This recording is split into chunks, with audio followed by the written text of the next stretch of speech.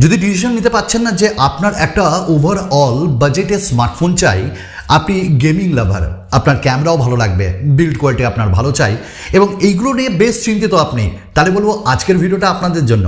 এবং গেমিংয়ের রাজা আমি বলতে পারি বাজেটে একটাই স্মার্টফোন।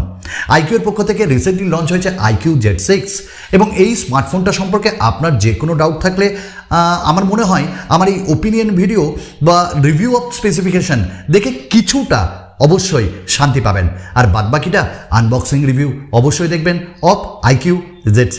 তো প্রথমে বলি iQOO Z6, এটা কিন্তু একটা রিব্র্যান্ডিং স্মার্টফোন বলতে পারেন। কার? ভিভোর পক্ষ থেকে। ভিভোর সাব ব্র্যান্ড হলো iQOO, আর ভিভো T1 5G লঞ্চ করেছিল, iQOO একটু কম দামে লঞ্চ করলো অ্যাকচুয়ালি। নিয়ার অ্যাবাউট 16,000 টাকায় আপনি পাবেন ভিভো T1 5G, আর আপনার যে বেস ভ্যারিয়েন্ট আরম্ভ হয় iQOO Z6 সেটা কিন্তু 14,000 থেকে, 4GB 128GB, আর যখন আপনি 6GBতে চলে যাচ্ছেন তখন সেটা কিন্তু 14,999। তবে আপনাকে এটাও মাথায় রাখতে হবে যে এই স্মার্টফোনগুলোর প্রাইস কিন্তু ইন্ট্রোডাক্টরি প্রাইস এবং এইটির সেল স্টার্ট হচ্ছে 22 মার্চ থেকে। তো অনেকের একটা ডাউট আছে যে ভিভো T1 নেব 5G না আমি নেব iQOO Z6। আমি এইটুকুন বলতে পারি যে iQOO Z6 বোধহয় সব দিক থেকে ভিভো T1 এর থেকে প্রাইস দিক থেকে, বাজেটের দিক থেকে আমার মনে হয় বেটার। কেন এমনটা বলছি?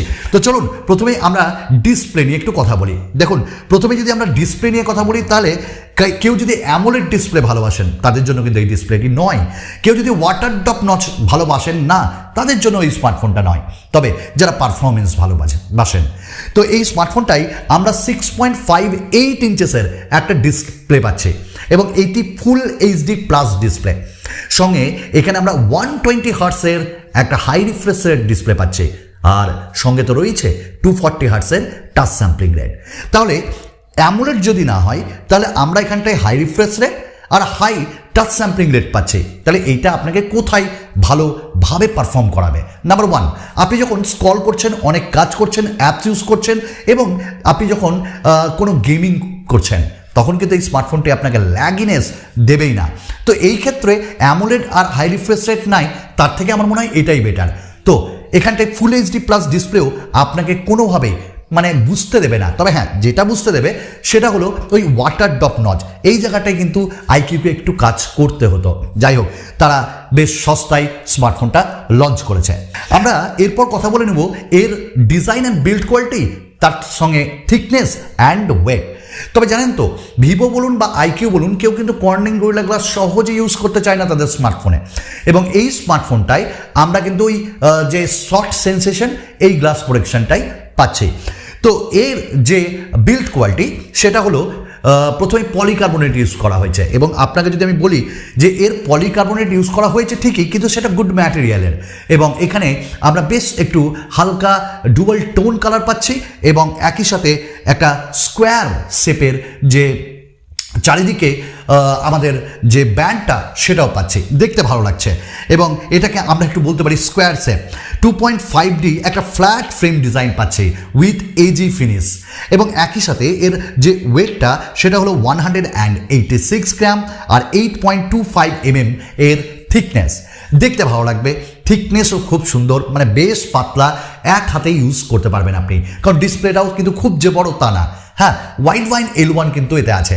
বন্ধুরা, আরেকটা জিনিস আছে আমাদের এই ভিডিওর ডেসক্রিপশনে, সেটা হলো আমাদের ফেসবুক গ্রুপ, আর সেই ফেসবুক গ্রুপে জয়েন করার জন্য আপনাদের যেতে হবে সেই লিঙ্কে, জয়েন হয়ে যান। আজকের এই ভিডিওর লাইক টার্গেট হঠাৎ করে ইচ্ছা হচ্ছে রাখতে 1000।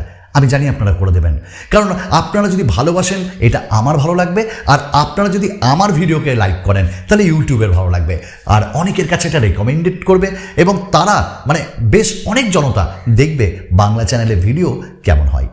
আমরা এবার পারফরমেন্স নিয়ে কথা বলবো। আমি প্রথমেই বলেছিলাম যে এটা একটা গেমিং স্মার্টফোন, যারা হাই অ্যাপস ইউজ করো তাদের জন্য, এবং এই স্মার্টফোনটাতে আমরা 695 এই চিপসেটটা পাচ্ছি, যেটা একটা 6nm টেকনোলজির প্রসেসর, এবং এর অন্তত বেঞ্চমার্ক স্কোর এসছে 4,10,563, এবং 15% এক্সট্রা পারফরমেন্স পাবেন আপনি সিপিইউ থেকে, এবং 30% জিপিইউ আপনাকে এক্সট্রা পারফরমেন্স দেবে।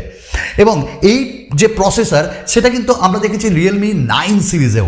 আমার কাছে আছে রেডমি নোট 11, যেটা 680 প্রসেসর আমরা বলতে পারি, এবং এর থেকে তো অনেকই ভালো, এবং পারফরমেন্স, গেমিং এবং একই সাথে ডে টু ডে ইউসেজে দারুণ, আর রেন্ডারিং কিন্তু দুর্ধর্ষ হবে।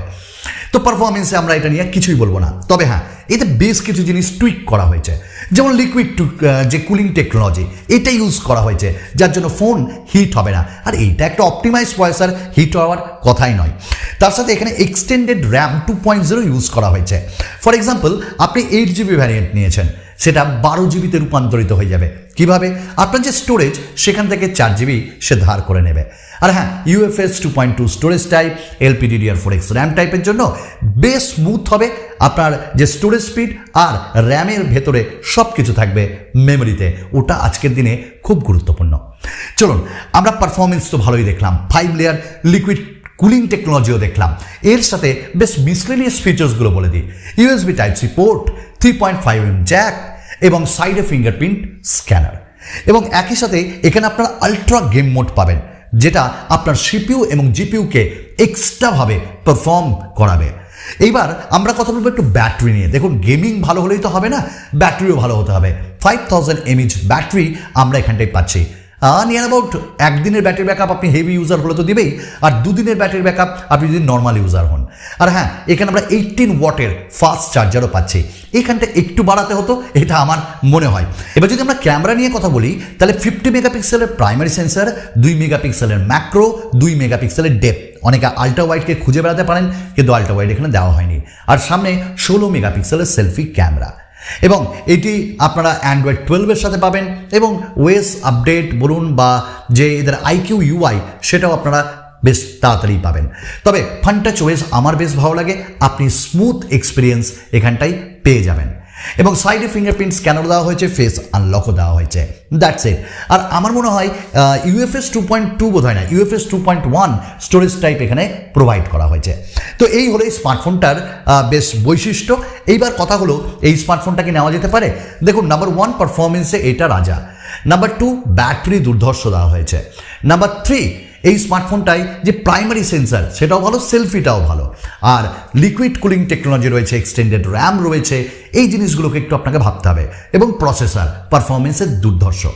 কিন্তু যারা মনে করতে পারেন যে ওয়াটার ড্রপ নচ আছে এবং অ্যামোলেড ডিসপ্লে নেই, তার সাথে এই স্মার্টফোনটাতে আলট্রা ওয়াইড নেই, এইগুলোর জন্য কিন্তু আমি বলবো, দেখুন ডুয়াল স্পিকার নেই, তাহলে তো আপনি এটাকে স্কিপ করতে পারেন।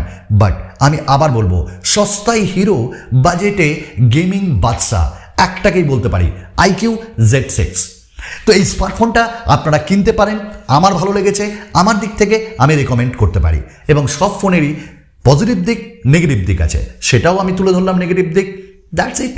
তো স্মার্টফোনটা আপনারা ব্লাইন্ডলি নিতে পারেন যদি আপনারা গেমার্স হন, একটা ওয়েল ব্যালেন্সড স্মার্টফোন চান। চলুন, আরেকটা নতুন ভিডিওতে আপনাদের সঙ্গে খুব তাড়াতাড়ি দেখা হবে। বাই।